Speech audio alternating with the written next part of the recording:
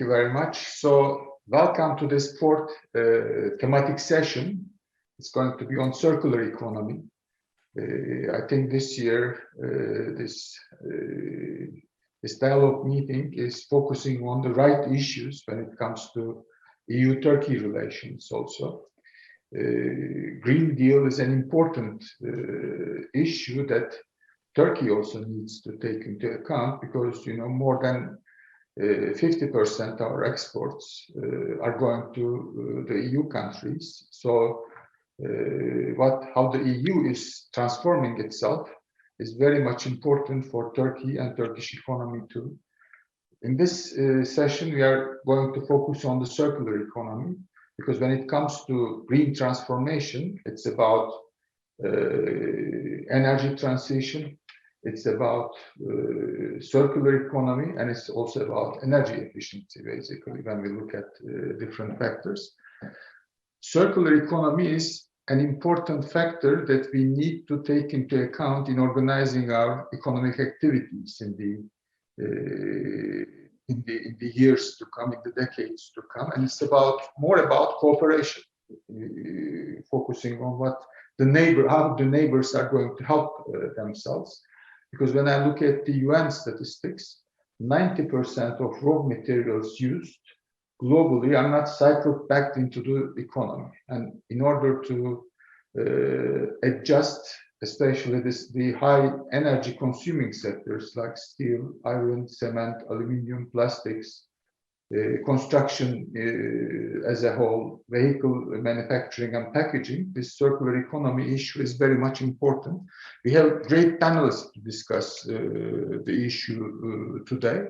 So let me start with Davor Percan. He's from the DG Environment. He's the Bilateral and Regional Environment Cooperation Unit Head. And of course, it's good to start with you, Davor, because then we can start by asking the question about this circular economy strategy of the Commission. And related to that, I think we can come to Turkey too, because the Commission already has some strategies for the Balkans. Is there any strategy for also Turkey? It might be useful for us to focus on that. Oh, I didn't say anything about logistics. So you have about 10 minutes to make your presentation, all the speakers. Then we have a Q&A session. If there are no questions, then I'll ask the questions. Please, the floor is yours, Davor. We are not hearing.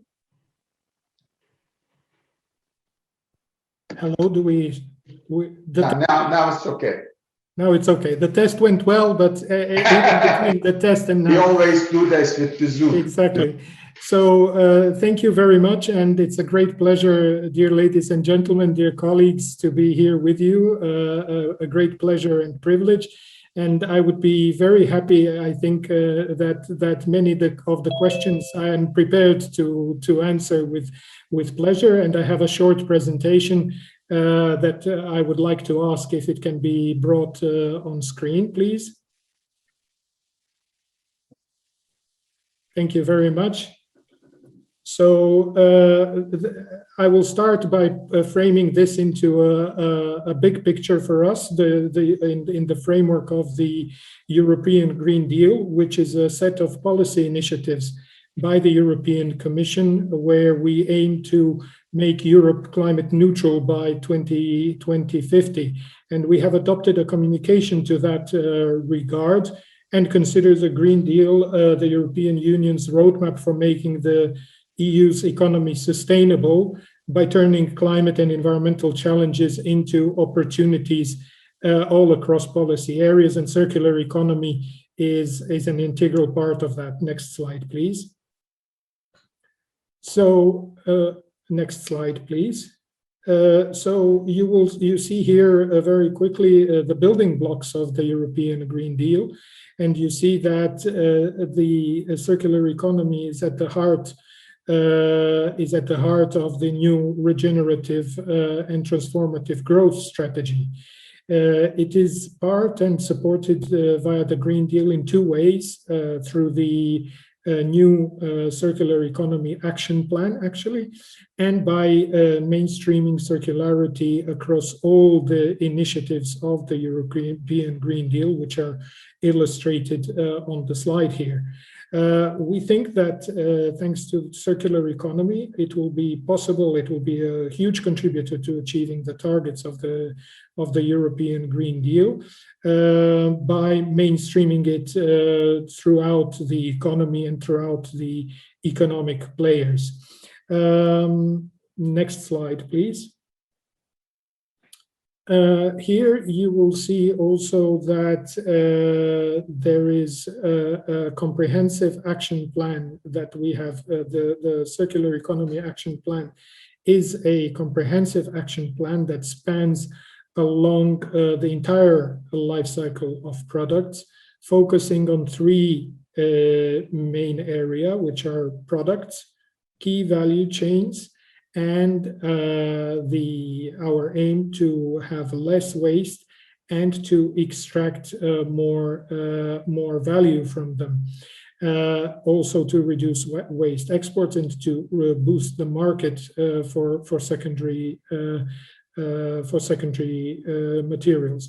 Overall, it comprises 35 actions, and I will shortly go not through, of course, all 35 of them, but some that may be, I think, relevant for us here today.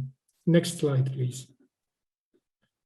So EU initiatives and the EU legislation already addresses to a certain extent sustainability aspects of products when we talk about sustainable product policy framework, which is a vital part of the Circular Economy Action Plan.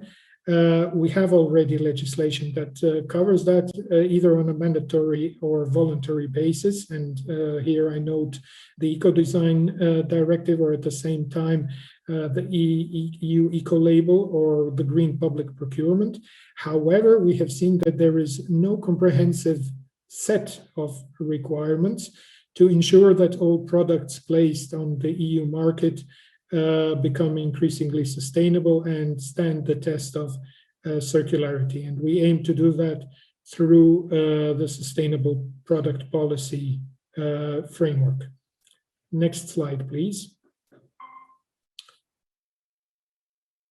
I have already mentioned our aim to reduce waste and generate value.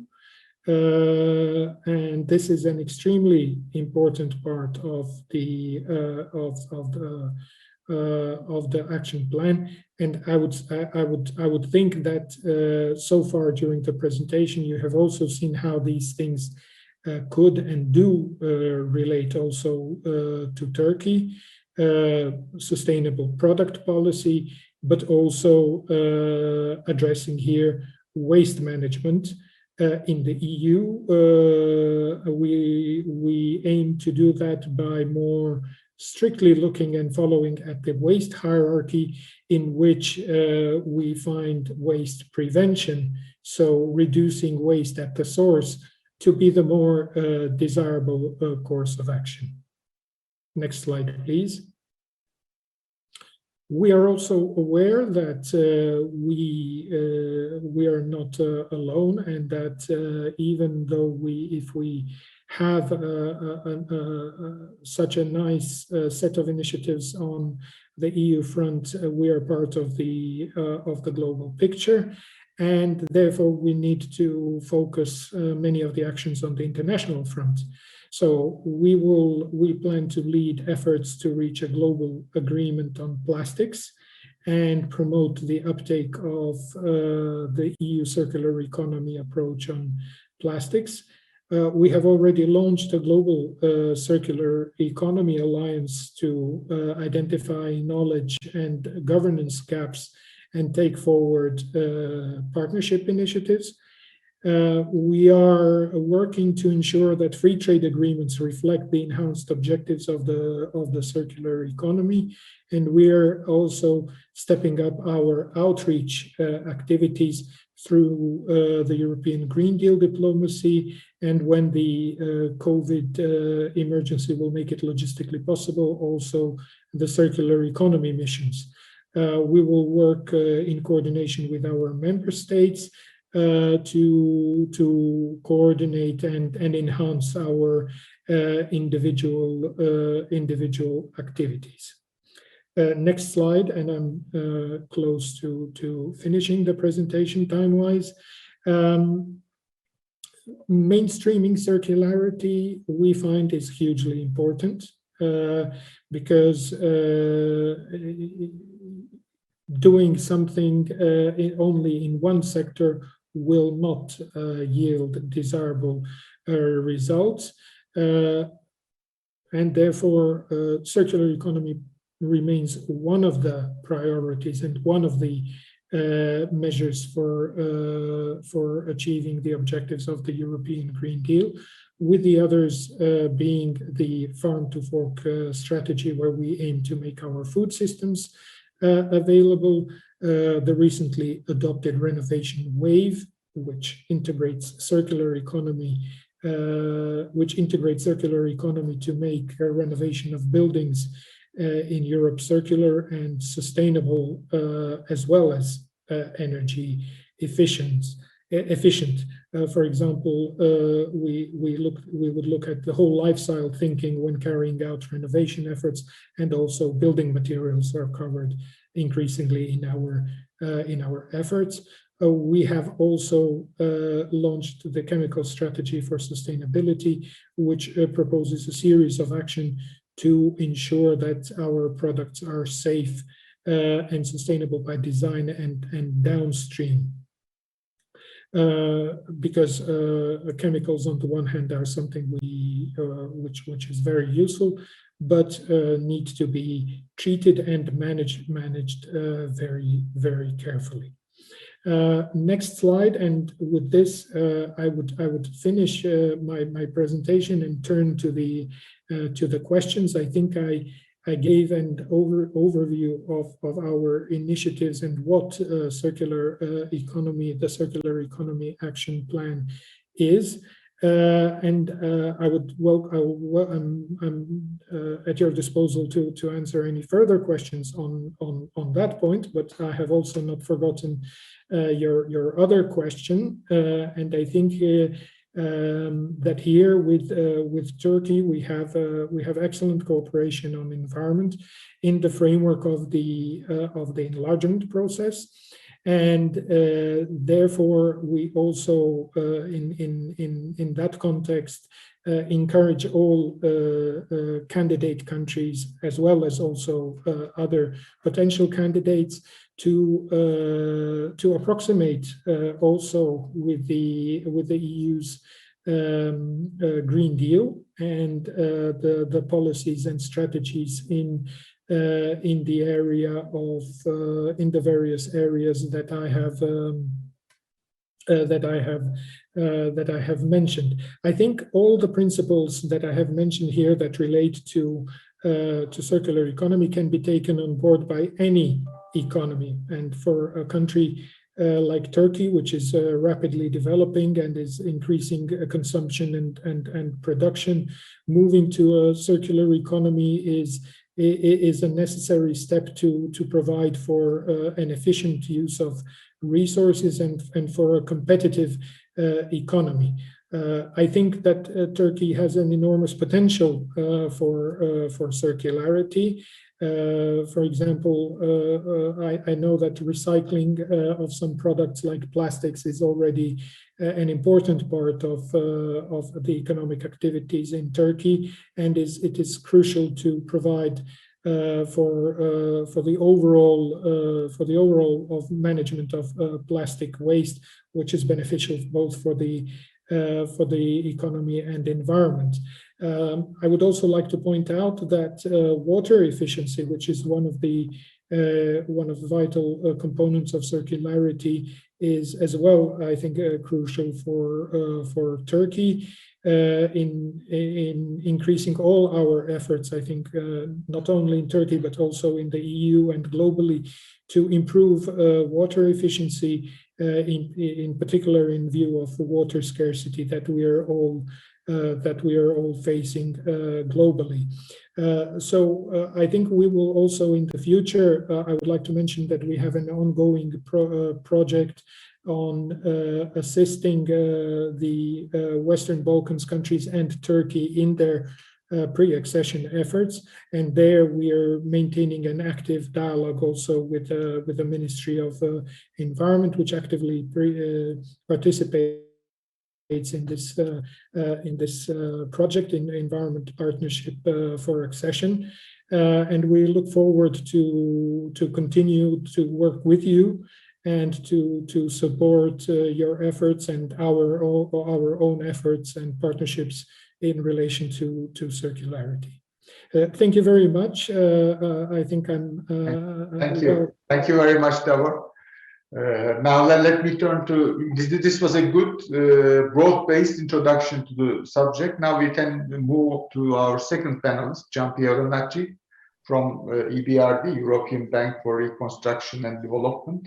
He is the acting director of Energy Efficiency and Climate Change. Welcome, sir. Now, you know, this whole green transformation issue, and in particular the circular economy related activities, needs financing.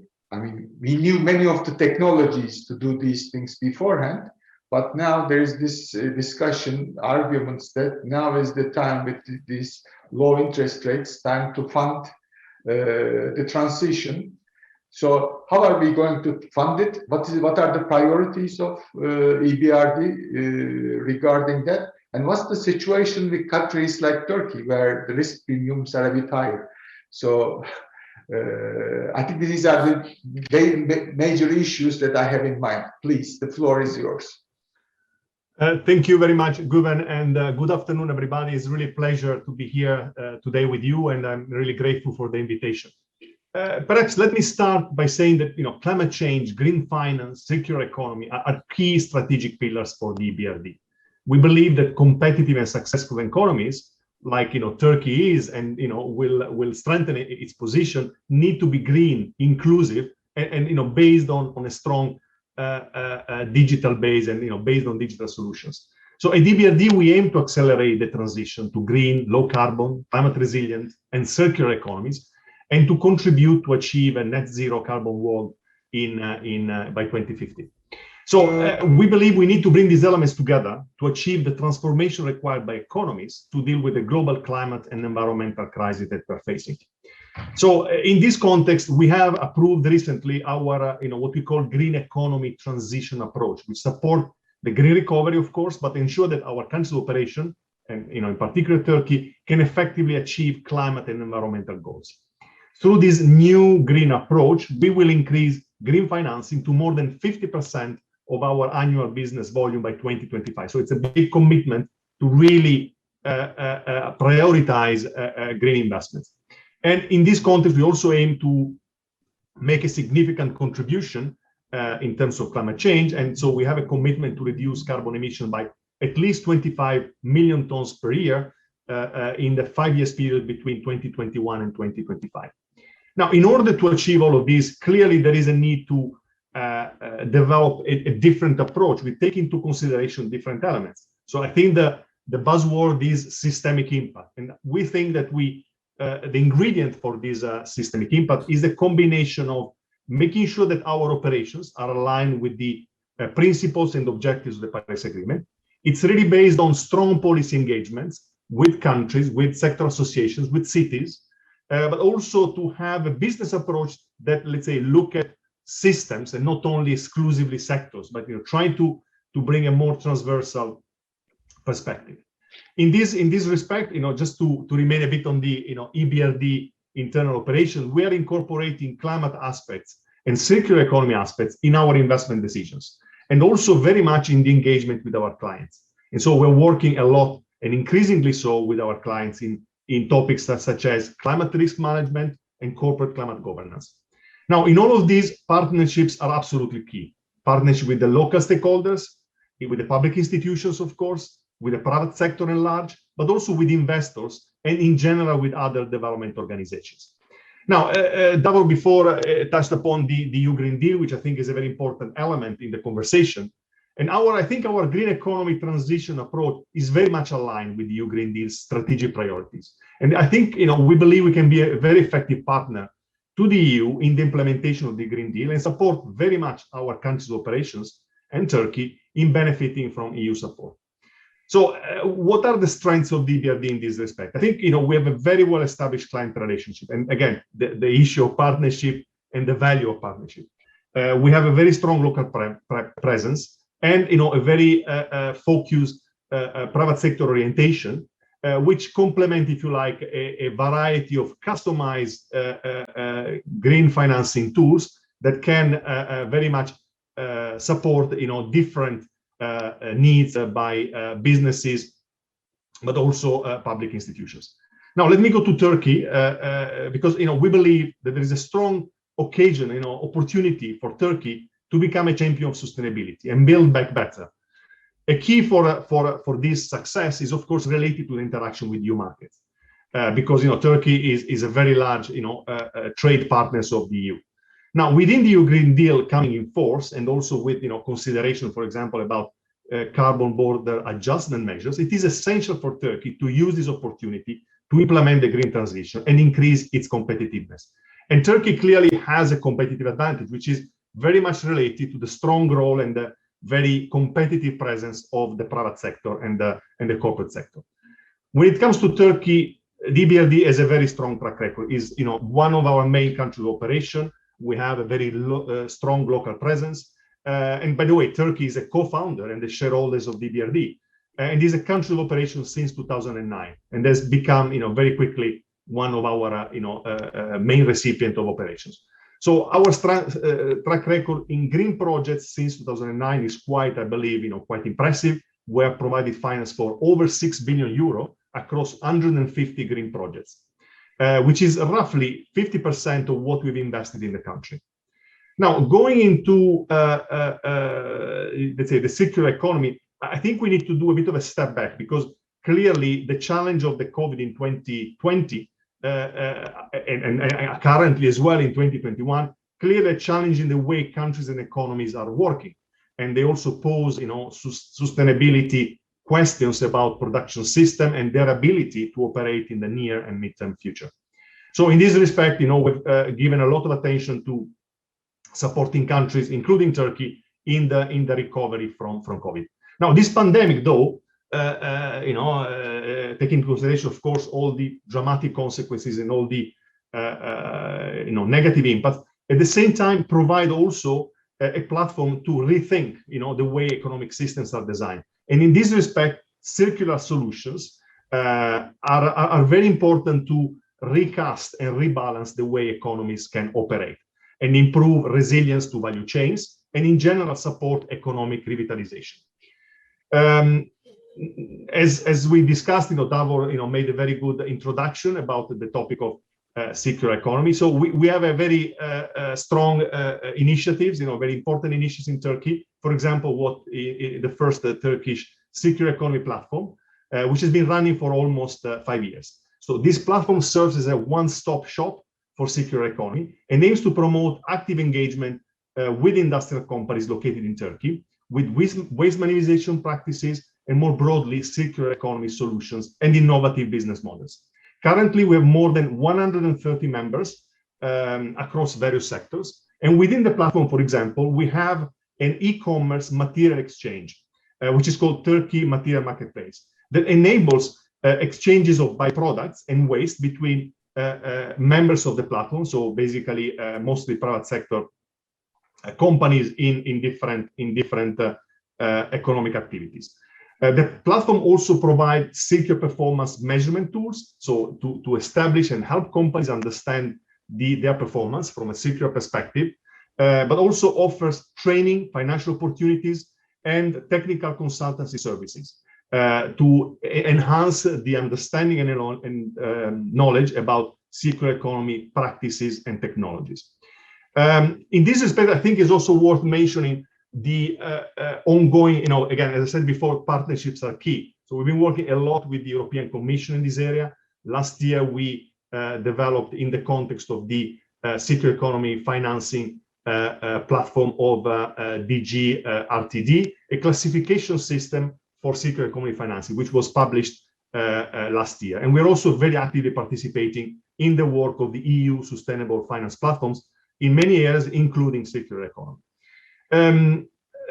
You touched upon, given a number of areas, so I think I would like perhaps to close also, take into consideration other important entry points for sustainability for circular economy. For example, our business is not limited to corporates only. We work very much with municipalities as well. And we've been supporting municipal infrastructure and urban transportation investments in Turkey for many, many years.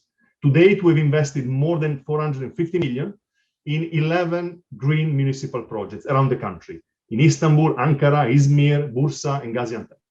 So we have developed a flagship program called EBRD Green Cities to support cities optimize their capital investment plans by looking at climate and environmental challenges and circular economy.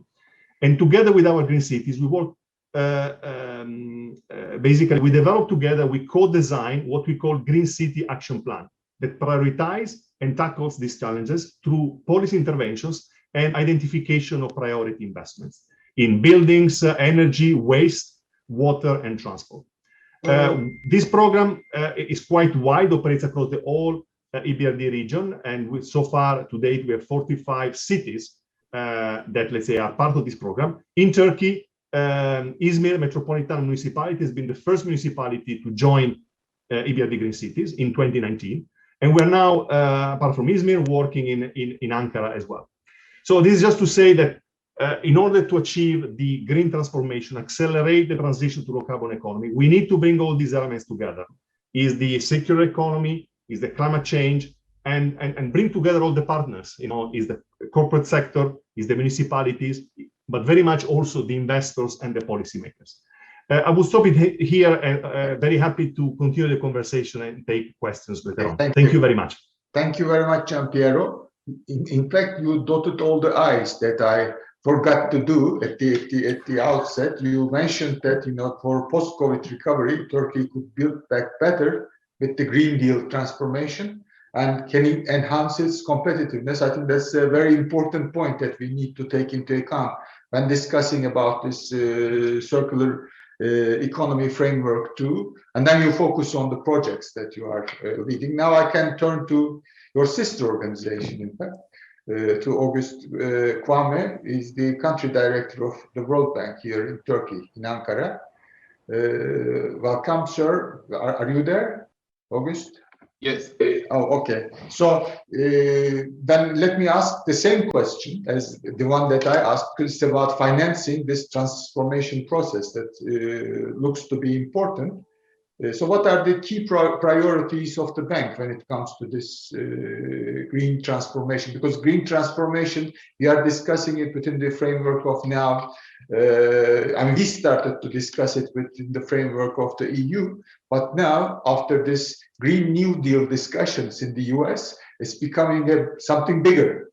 And as far as I know, the World Bank also has activities in the cities. As I have mentioned before, 76% of the carbon emissions are from the cities. So it's good to focus on the cities, the green cities. And I think in the case of Turkey, organized industrial zones where Turkish industry has developed in the past is also an important interface to think about, and the World Bank has been working on that too, as far as I remember.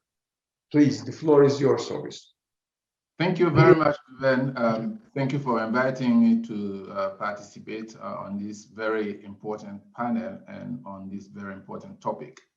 Climate change is upon us. Our world is heating up, and we have seen some of the impact already in Turkey in the form of droughts, heavy rains, or lower water levels, and some other effects.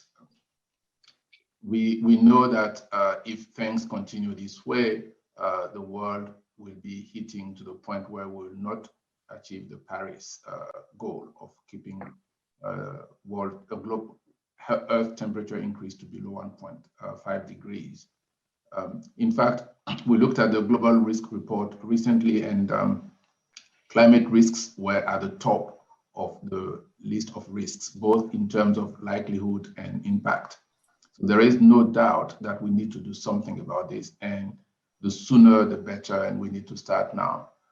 At the World Bank, clean action and green recovery are at the top of our agenda. As we work with our client countries around the world, we try to support them to come up with programs to help them green their recovery as they try to recover from COVID. In fact, our President, David Malpass, recently said that it's very clear we cannot succeed in helping countries reduce poverty and inequality without rising to the challenges of climate change and the loss of biodiversity. So climate is really at the center of what we do now at the World Bank and what we'll do at the World Bank probably for several years to come.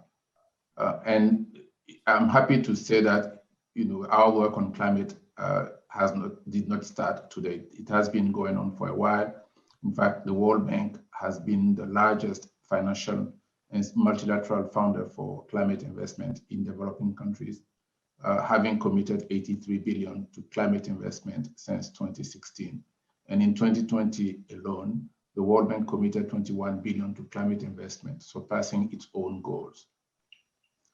And when we do our project, we look at how much of our investment is going toward climate actions, either adaptation or mitigations. And we have set up goals, which was at 28% of our investment needing to go to climate actions. We exceeded those goals for the past several years, and our senior leadership at the World Bank has challenged us to increase the goal to 35% for the next 5 years, for each of the next 5 years. In Turkey, I'm proud to say that with the government focus on climate, our portfolio, our World Bank portfolio in Turkey has been at 60% of climate co-benefits over the past 2 years, in 2019 and 2020. And this is really a credit to the focus that our partners here, especially the government, has been putting on climate. So our climate focus will continue. Let me give you some examples of projects that we have financed recently, which focus on climate. We have projects in renewable energy, project in energy efficiency, rail logistics, sustainable cities, which you mentioned, Guven. I'll talk a bit more about it later. We have a project also in irrigation modernization and green OIZ, which I will talk also about in more detail in a few minutes.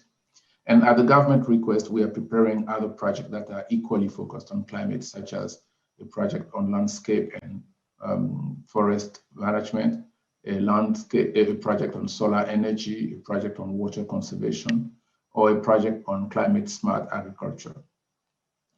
Beyond our individual project in Turkey, we are also working at the regional level. For example, we are managing a regional project financed by the Global Environmental Fund, GEF, to make the Black Sea cleaner. And this project will benefit all the countries around the Black Sea. It will have two components. One component is on the policy and regulations to ensure that individual countries are meeting the requirement for aligning their regulations to the standard of the region and the world.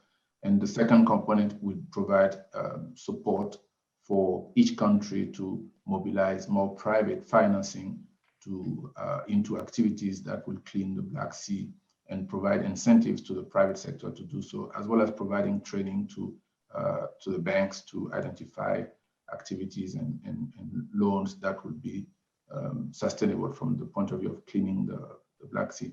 We'll be working with regional institutions that coordinate the activities of the individual countries around the Black Sea as well. And some of these regional institutions are based in Turkey. Beyond individual projects, we are also working on analytical work or advisory services. One piece of analytical work that we are very happy to have launched recently is what we call green growth. We will be looking at what it takes for Turkey to have a greener path for its economy going forward. We'll look at the opportunities and challenges, as well as the needed partnerships, the needed reforms, and the needed investment to achieve a low carbon path in the future. We also worked recently with the EU Instrument for Pre-Accession Instrument to look at Turkey's energy future. And then recently we concluded work that we had been doing on the Partnership for Market Readiness, PMR. And under that work, we actually worked with Turkey to put in place the building blocks of an emission trading scheme. And this, I think, is a very good step. And the next step will be to work on the Partnership for Market implementation, which will focus on implementation. And that would be an opportunity for Turkey to actually increase its chances of participating in the EU market under the EU Green Deal. Well, before talking about the specific project that you asked me to talk about, let me mention that Turkey has made a lot of progress, actually, in our view, and has taken important steps toward the green growth and the circular economy.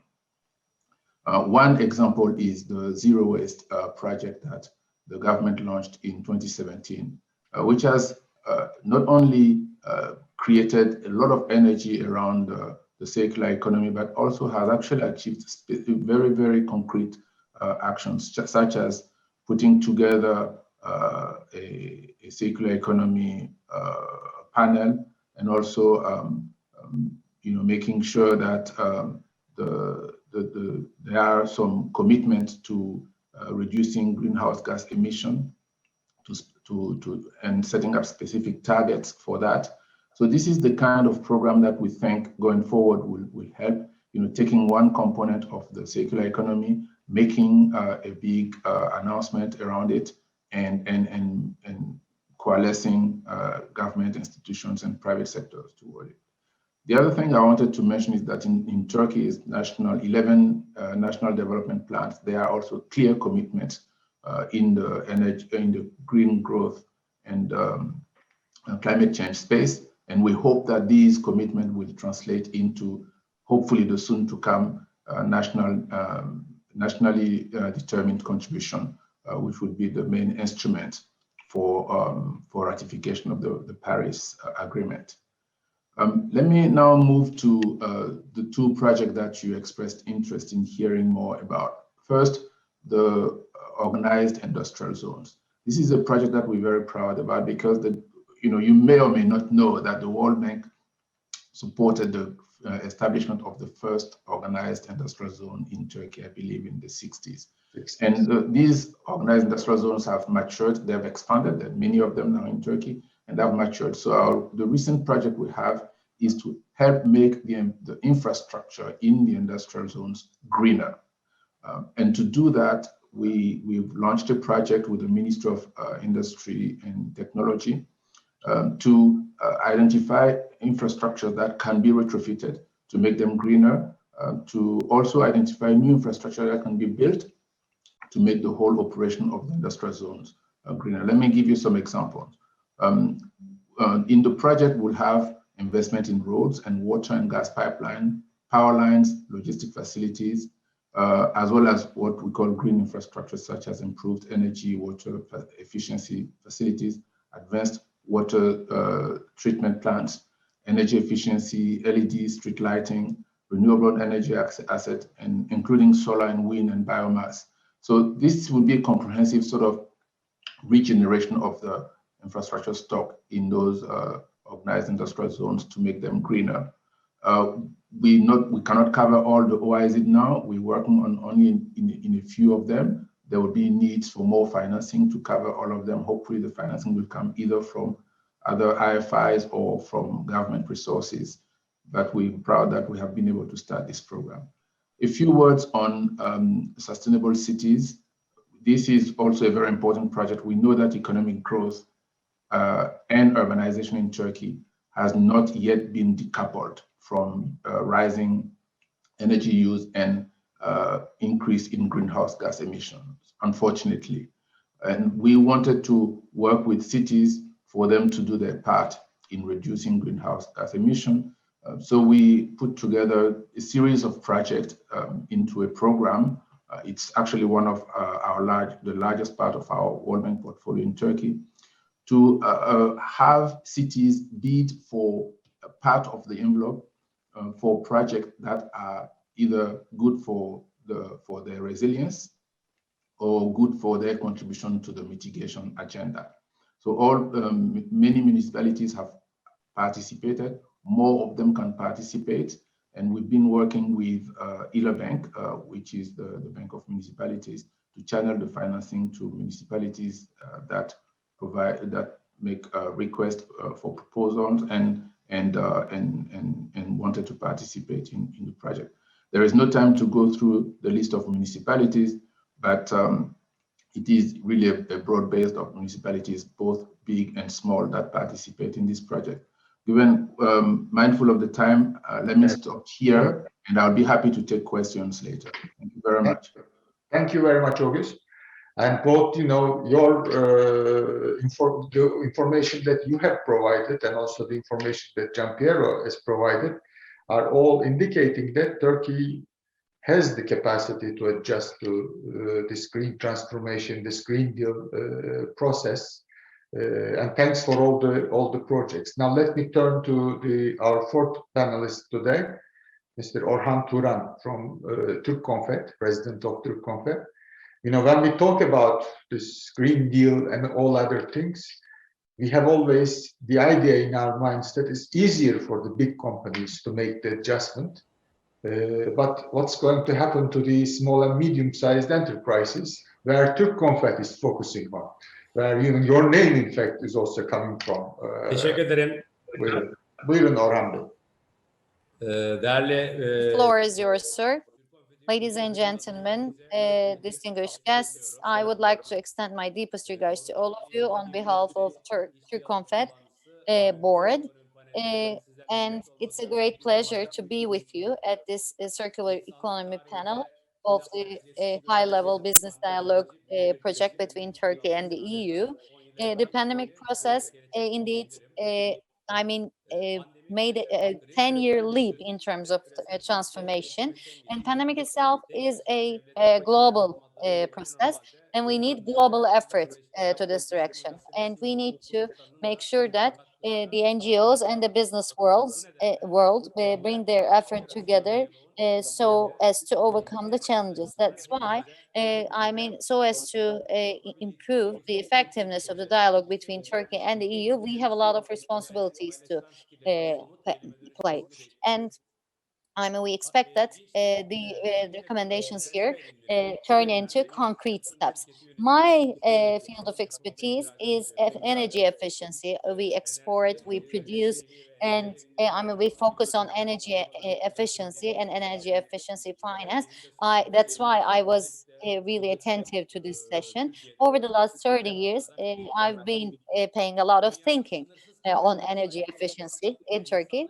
And the globe itself doesn't have unlimited resources. And throughout the humanity, these resources were used in an uncontrolled, merciless manner, that is to say.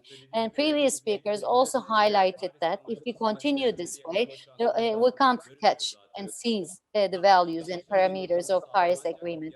A better life standard is there, but we also caused a great detriment to the environment, industrial development, and the use of the resources depleted those resources for the globe.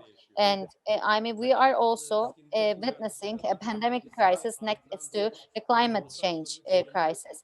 And the circular economic system, the linear economic system cannot be continued anymore. Therefore, we need a circular one.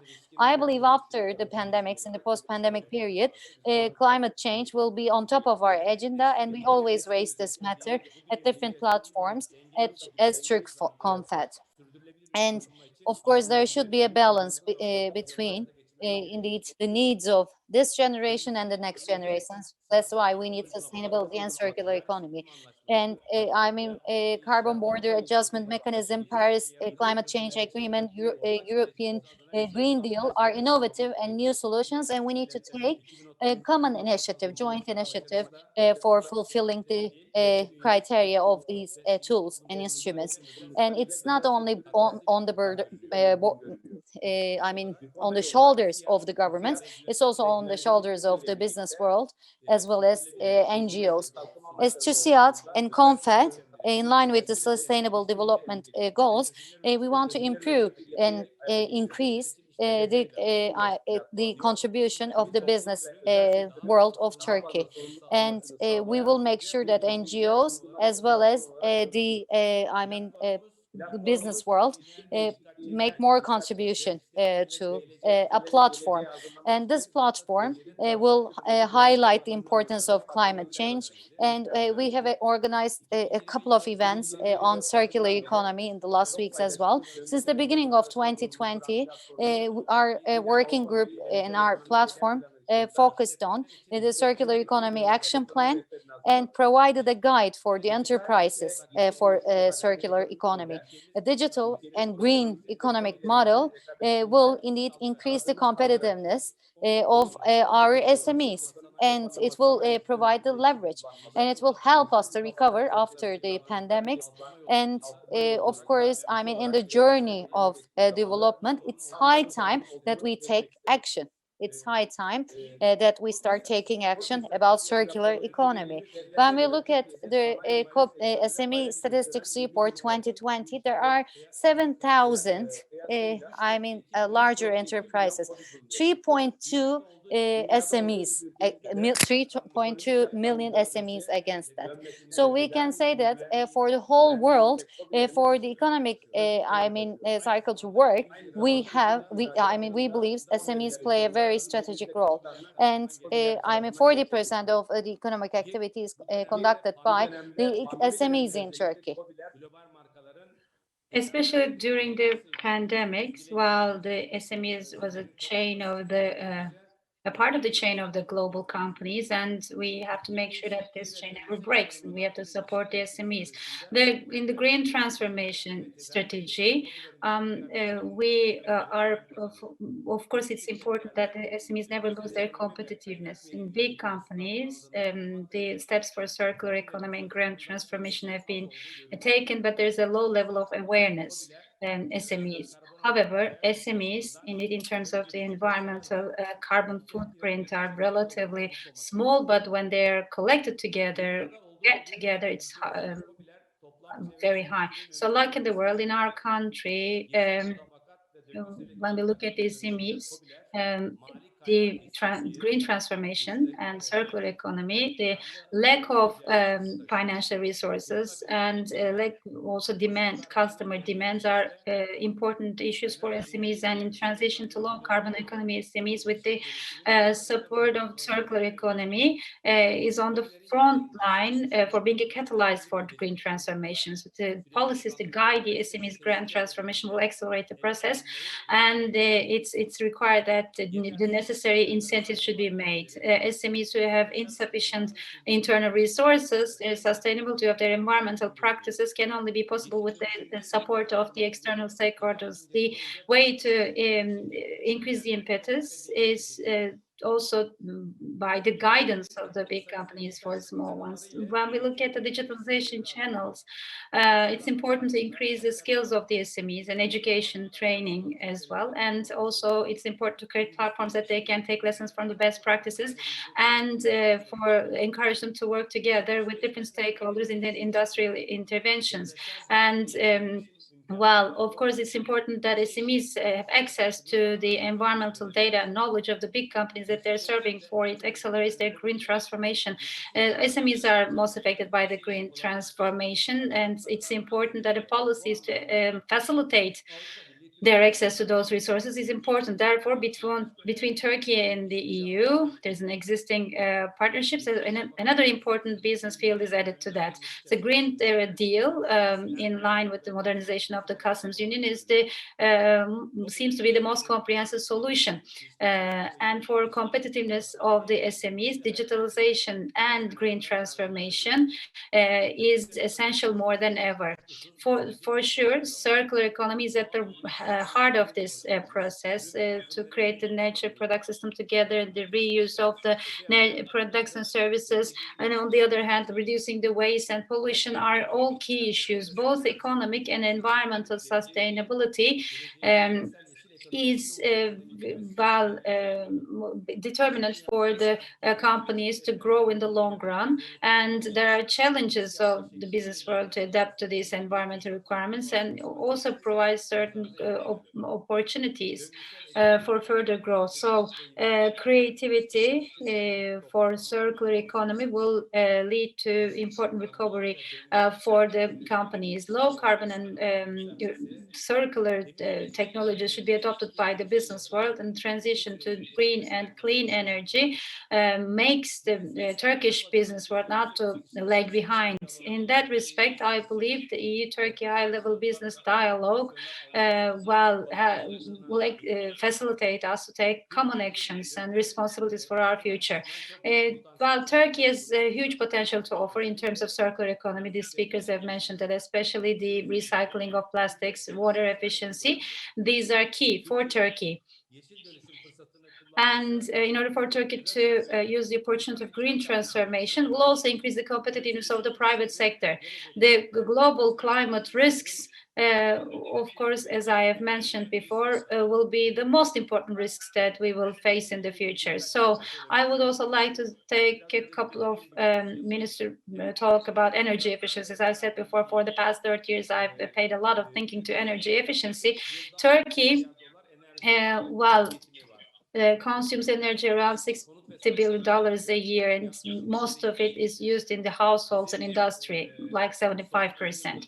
In the past decade, what we've been focusing on is increasing energy efficiency of the existing buildings, and we have to provide financial opportunities for that. We are while emphasizing that is Turk-Confed and as our company. So we have to solve the problem of financing the energy efficiency of the existing buildings. We have to address that issue, and this needs to be solved, in my opinion. And similarly, there's a high level of awareness in the industry, while the sectors who have a high energy input, they are seriously working on that, seriously creating projects like glass, iron and steel, ceramics, some insulation materials are there. So we have a high potential for energy efficiency industry.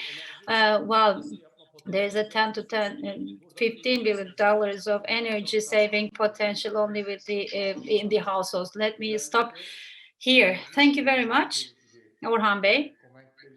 Well, thank you very much for your comments specifically on energy efficiency.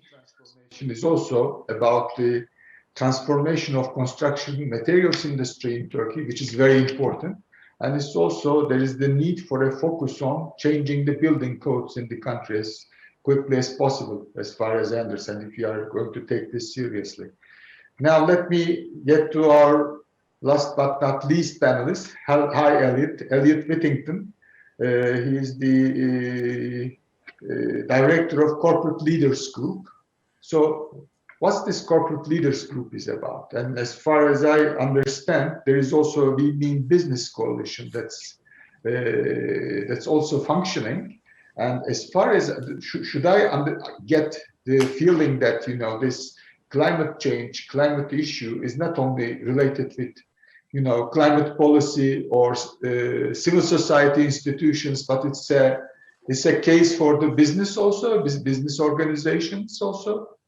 I mean, is there a change in the attitude that we need to take into account? The floor is yours, Elliot.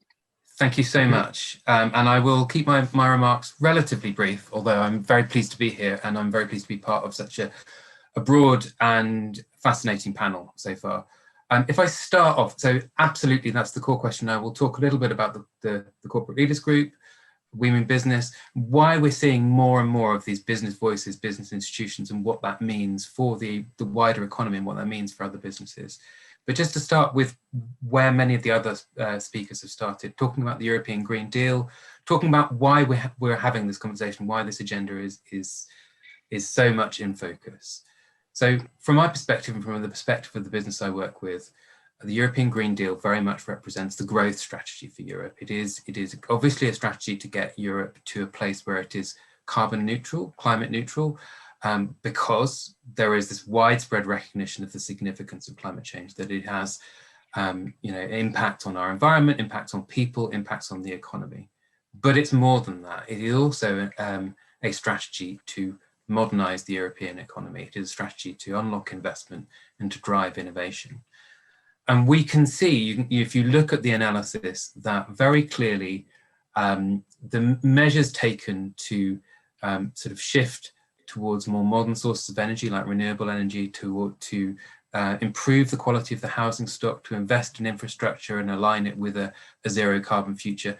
Often when you look at them, they turn out to be good for jobs, they turn out to be good for growth, they're good for other things like quality of life and health. That these are the win-win strategies very much. And that's one of the reasons why when we come to talk about the efforts around building back better in the green recovery, and that narrative has taken on so strongly, because as you look at what are the best ways that we could restart the economy, and you find that sort of things like investment in the housing stock or work to plant more natural infrastructure, more green infrastructure, is very much aligned with the results that we want to see in terms of strengthening the economy, improving its resilience, and making sure that there are jobs available for people. And there is something else to this. I very much, the speaker from the European Commission pointed to this already. This is part of the competitiveness landscape.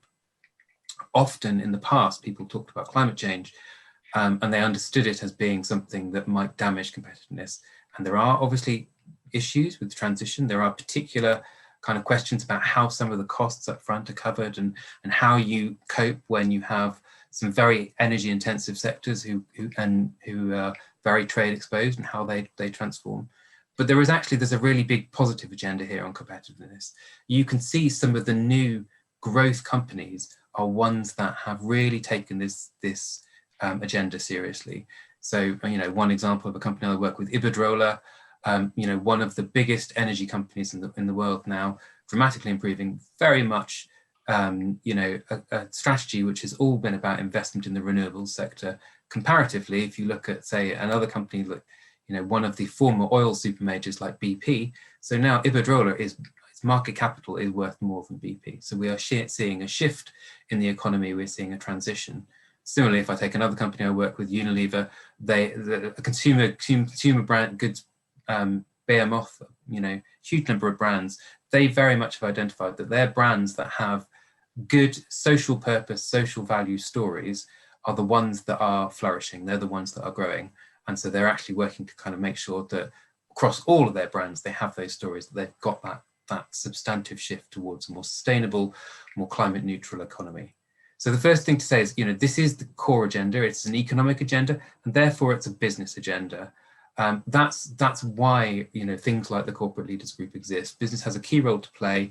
It's about building new industries. It's about working out where the market opportunities of the future are, and it's about sort of thinking through how to be part of that transition and change.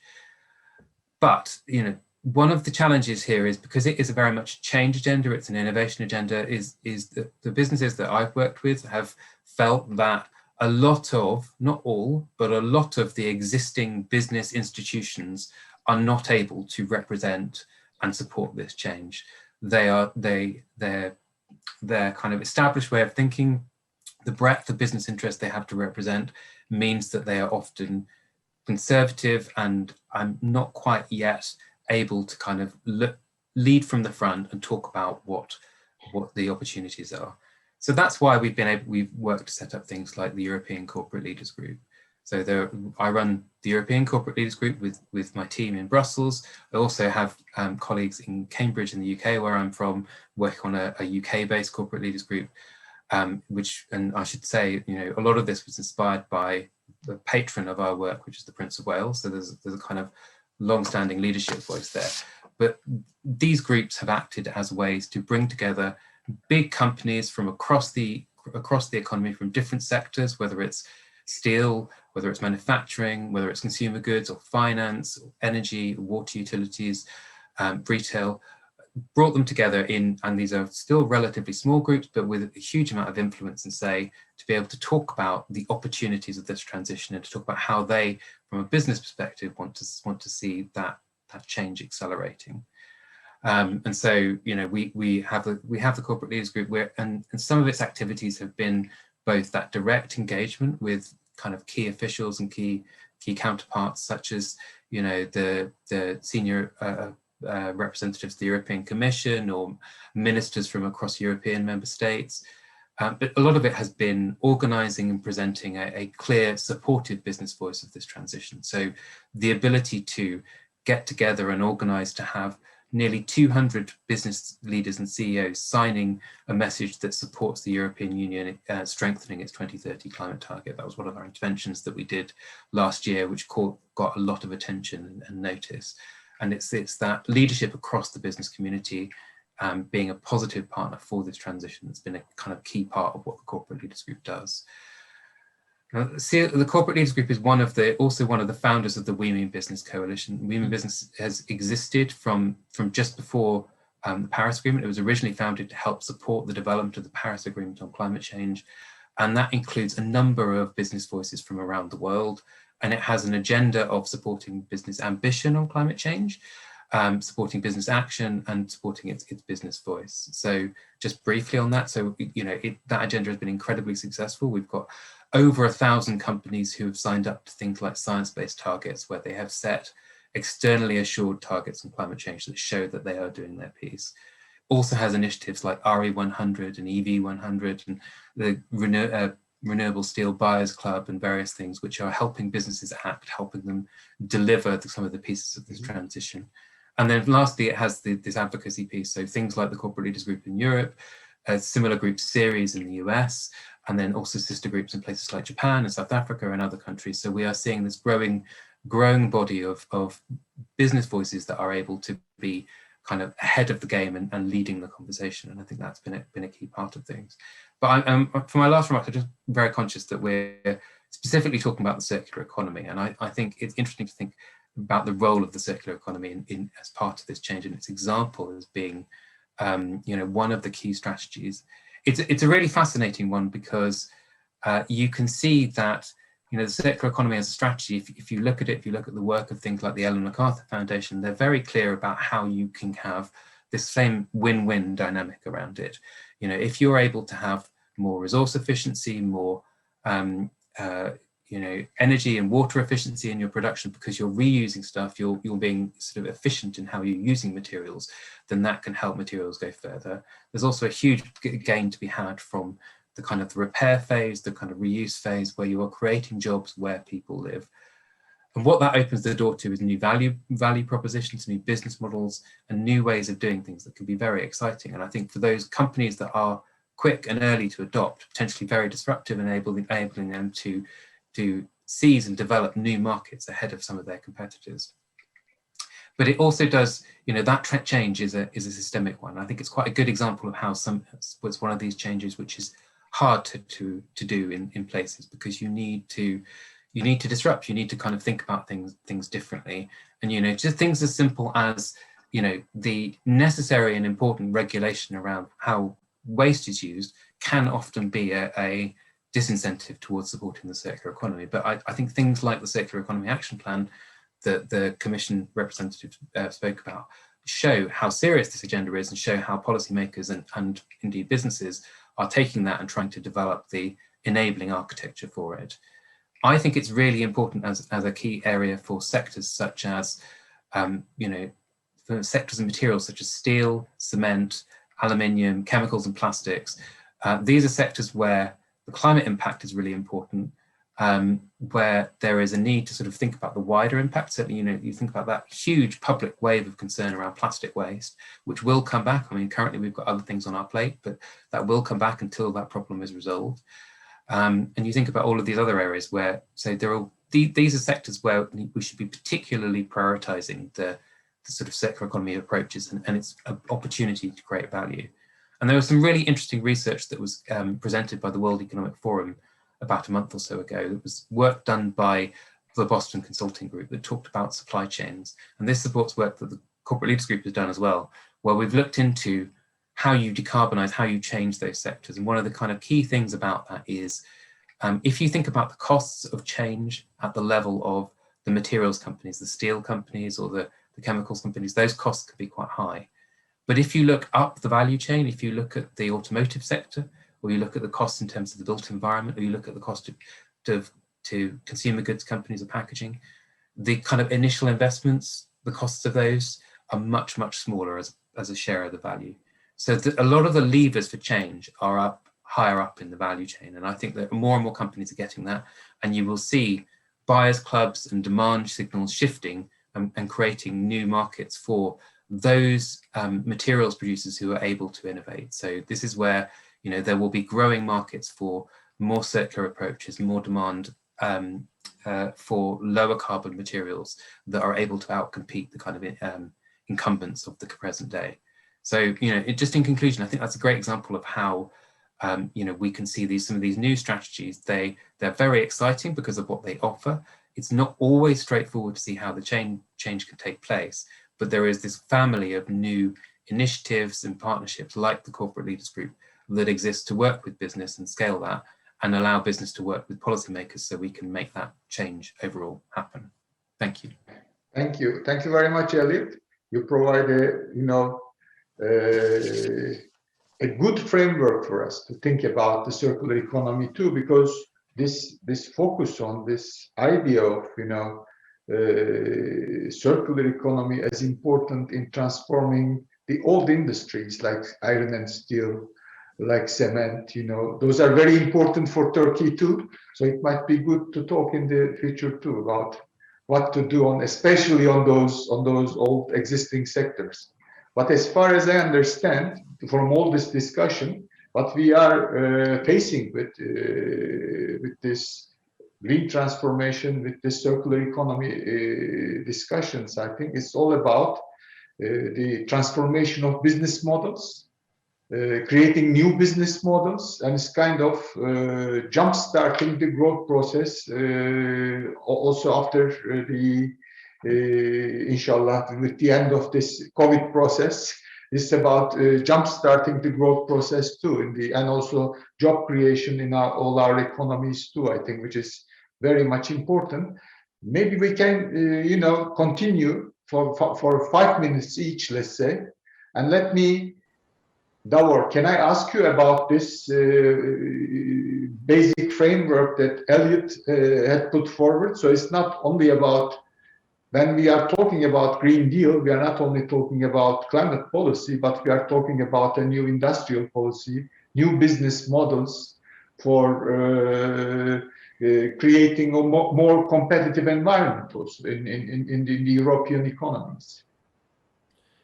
Indeed, I have in my speech maybe framed it to be more oriented towards circular economy, but that is absolutely 100% correct. The Green Deal is Europe's new growth strategy, and it is also, I think, very important to mention. I have already mentioned one element of it, which is circular economy, which is the topic that we are discussing today. But it also has, and I think you saw that from one of the slides that I have presented. It also has elements that deal with other very important factors contributing to our global environmental challenges, such as the sustainability of our food chains, our food production, which is also extremely relevant to industry businesses in the agri-food sector. It also deals with biodiversity, which is hugely important also for climate change, etc., etc. So I think that it fully counts on the contributions of the industrial sector, but also of the SME sector. It is indeed we call it a whole of the economy approach and a whole of government approach, where in order for it to succeed, it requires an interaction and active participation of all actors of the economy and of the government. It cannot be left just to the so-called green industry, or to the only to the ministries of environment and public bodies dealing with environment. These principles have to permeate throughout through all the sectors, through the entire economy, and that's why this needs to be a strategic orientation that is taken at the top level, at the government level. We want our country to go down this path, and we will engage on all fronts to. And also a quick question. I mean, I'm looking at the questions too at the same time. You know, as Orhan Bey has already mentioned, in Turkey there are 3 million SMEs and a few 100,000 companies, bigger companies. Within this, you know, circular economy action plan, within this Green Deal, is there a mechanism for their adjustment? The adjustment of the SMEs to the new period, because it is obviously necessary that there is the need for some new mechanisms in order to help the transformation of the smaller companies. Well, yeah, and I see also Elliot raising his hand, so I'll maybe he's better placed to say that. I mean, just to maybe demystify a little bit the process. It's not that we expect that there would be a radical U-turn in relation to companies all of a sudden stopping to do one thing and starting to do another thing. I think you will see also the market requiring change. You will see today that the new generation of customers will simply not buy something that has an environmental footprint, or that has an unacceptable climate footprint. The market will also dictate this change, but also this change is going to be gradual. It's going to be also supported through various financial means of support. It's going to take time. It is going to take time. So let me ask a quick question to both Giampiero and also August. There is a question about the overall budget of this transition, whether you are making any preparations regarding that, and also are there going to be some standards, loan standards, let's say, for the companies in terms of this green transformation? I mean, kind of more like the ethical standards. Are there going to be some green standards also that are going to be shaping up, let's say? So let's start with you, Giampiero.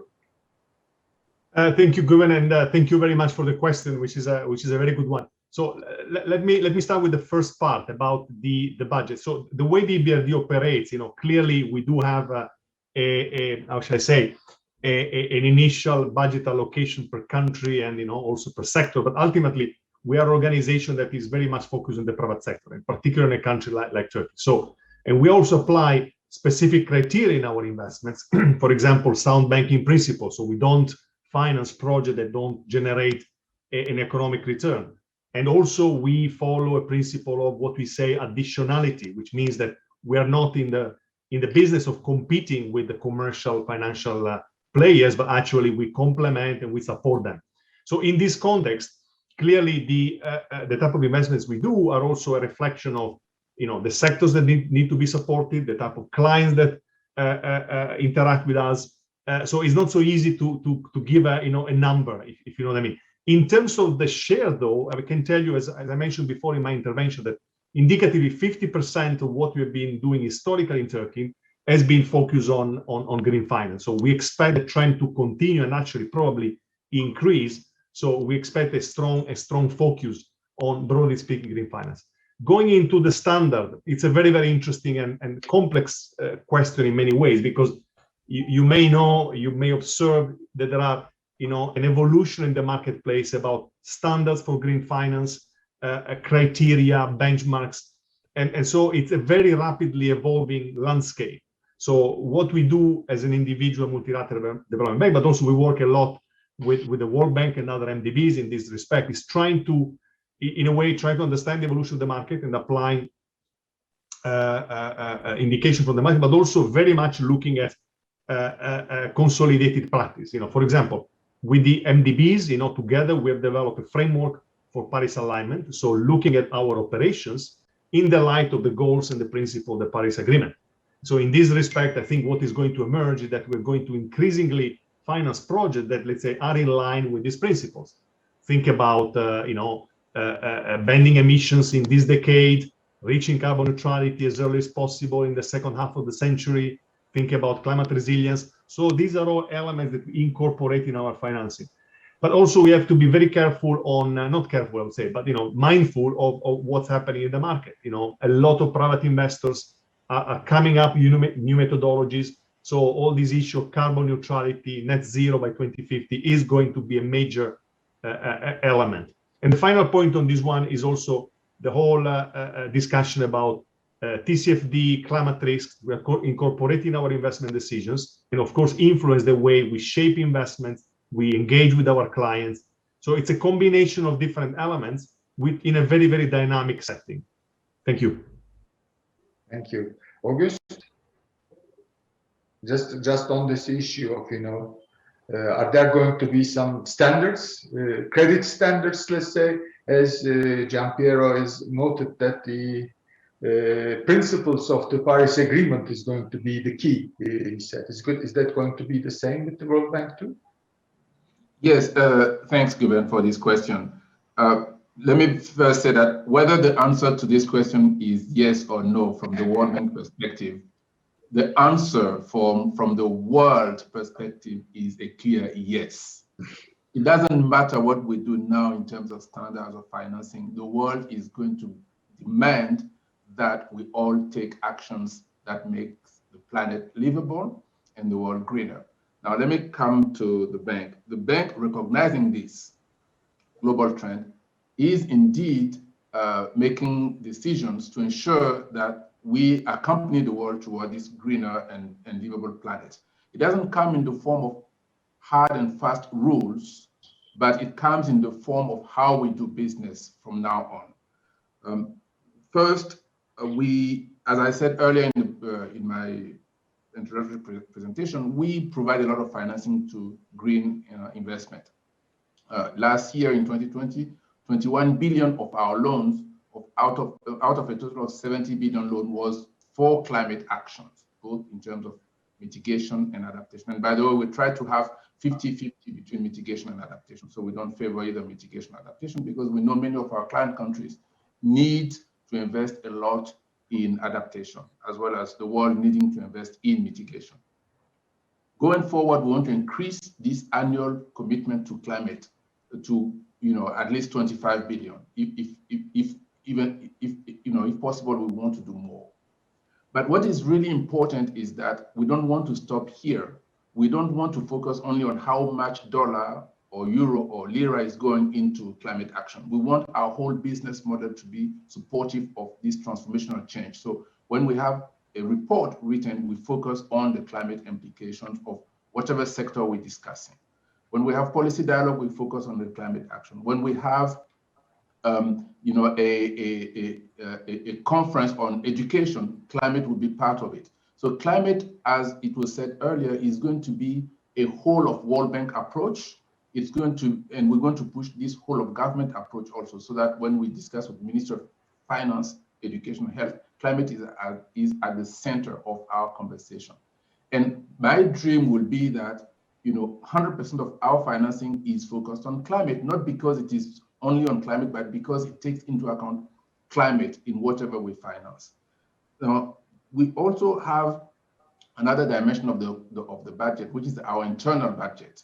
So far I've been talking about how much we finance in countries, but internally we also allocate our internal resources And we're going to allocate more internal resources to activities that are going to support client countries in preparing their NDCs, in aligning their NDCs, the nationally determined contribution, to the Paris goals, and in converting their NDCs into investment plans, into actual actions.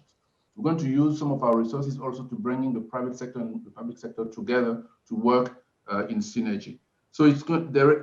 These two aspects of the budget are, it's a yes answer, but I wanted to say that this is really not the answer that matters. What matters is we're going to go toward a greener world. And that's linked to your second question, which is the loan standards. Again, customers are, as it was said earlier, customers are going to demand more greener goods. So companies will have to adjust. Board members are going to demand that companies adjust. Export markets are going to demand that countries that are exporting to their market have greener products, such as in the EU Green Deal. You know, if you're going to export to the EU, Turkey has 53% of its export going toward the EU. So Turkey needs a greener GDP process or a greener production process in order to maintain its market share. And then finally, the financial sector is also going to demand that companies use their loans to invest in greener assets, because otherwise those assets will become what is called stranded asset. There won't be, you know, you can borrow from a bank, you know, invest in an asset that is not green, and you won't be able to use that asset to produce any good because nobody is going to consume your good. So your asset will become, you know, wasted. It will become stranded, and then you have to repay the bank. How do you repay the bank if you cannot use the asset to produce? So the banks are going to be more demanding on how companies are going to use their loans. So everybody is going to push everybody else to become greener. So let me stop here. Thank you. Thank you. Thank you very much. So the world is going to be different as far as I understand. Maybe it's not because of the virus itself, but because of this green recovery process that everybody has agreed on. I think it's going to be very different. There are a few questions about, again, the costs of transition. So let me ask this question to Elliot, then Orhan Bey will finish with you in Turkish. Elliot,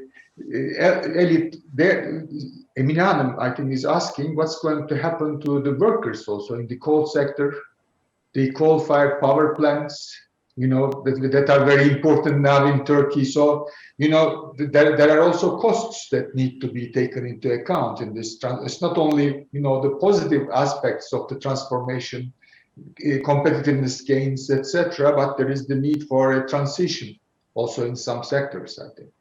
Absolutely, it is about a transition, and it is about a journey towards a different way of doing things. And you know, in any journey and change, there are industries that are less well positioned, and you know, companies that are less well positioned, and that's not something that we should downplay, and it's something that we should look at. And very, very strongly focus on. And I think there is this growing area of conversation about whether you call it the just transition, the just transformation, the inclusive transition. There are all sorts of different names for it, but it's a really important question. I think, you know, a couple of things worth saying. So one is, certainly I've spoken to companies that are involved in the energy sector that are very actively looking at this. So companies, for example, that operate coal-fired power stations and wind turbines and gas-fired power stations. And certainly the more forward-thinking, the more sensible ones of those are fully investing in kind of reskilling, retraining programs to move people from things that don't have a future into places that do have a future. And I think the same is true of local governments and national governments who are understanding how this journey is happening, that they understand that the change is happening and therefore they need to work towards it. Second thing it's worth saying is it is really quite important to understand what the changes that are happening are.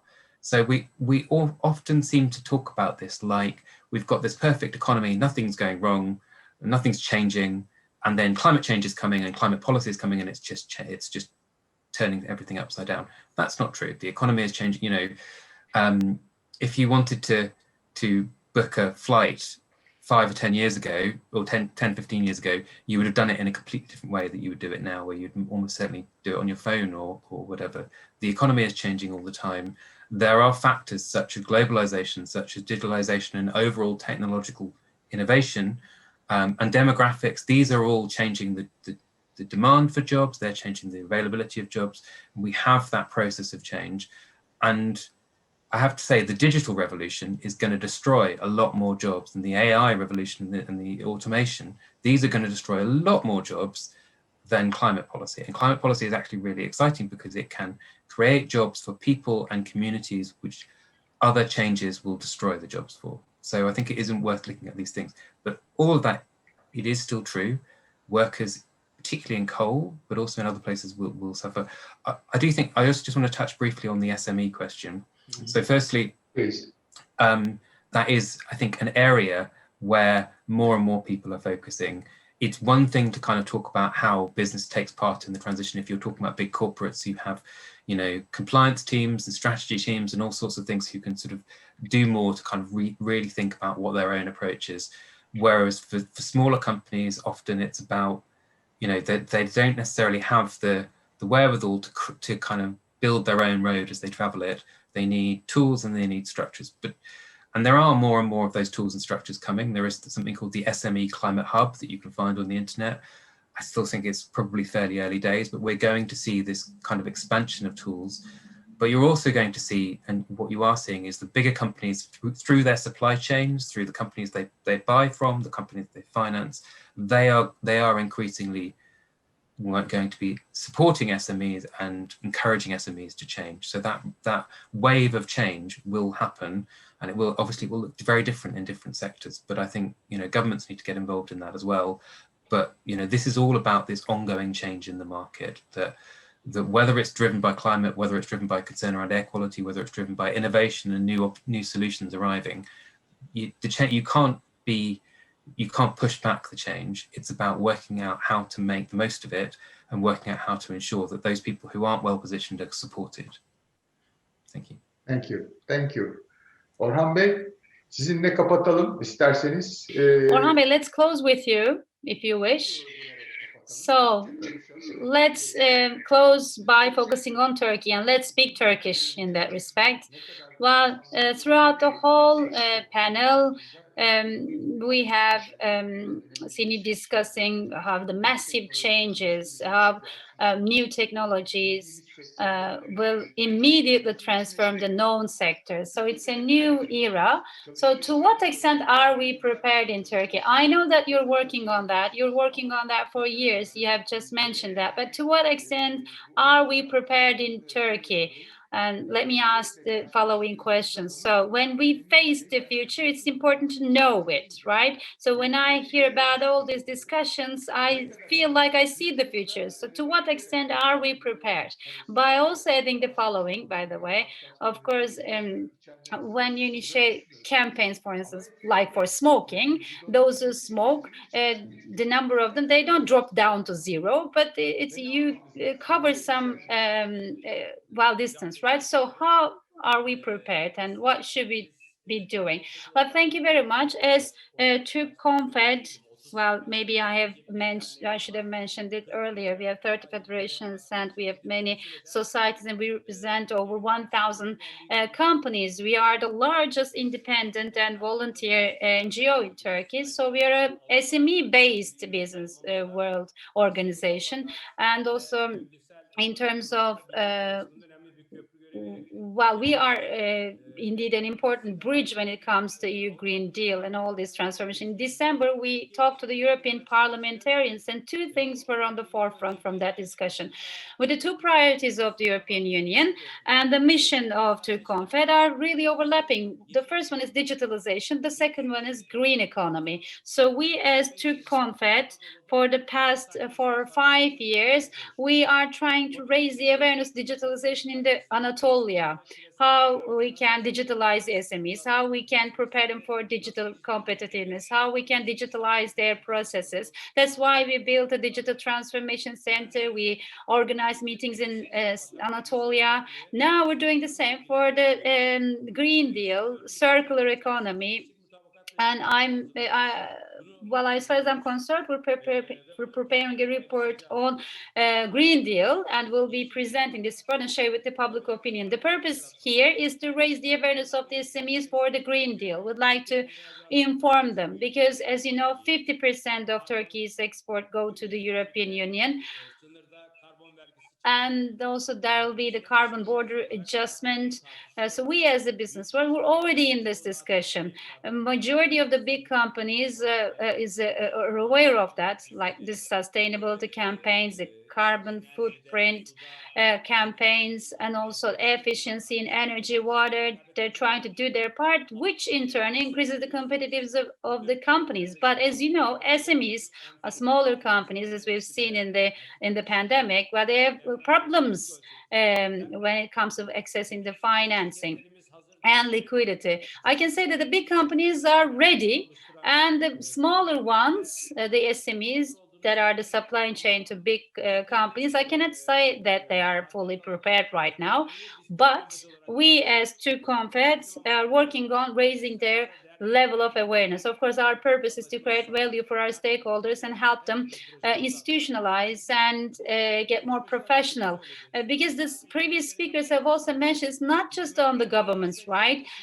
Governments, private industry, and civil society working together. Just like this pandemic will only be solved through global cooperation and collaboration. So similarly, we need the participation and partnership of the government, civil society, and private sector. And we're ready for that as TÜRKONFED. Thank you. Time has already been finished. So let me thank all of you for this information sharing, this experience sharing session. And hopefully I'll see you all soon, inshallah. Bye-bye. Thank you. Hocam Thank you. teşekkürler. Görüşürüz. Thank you. Bye-bye.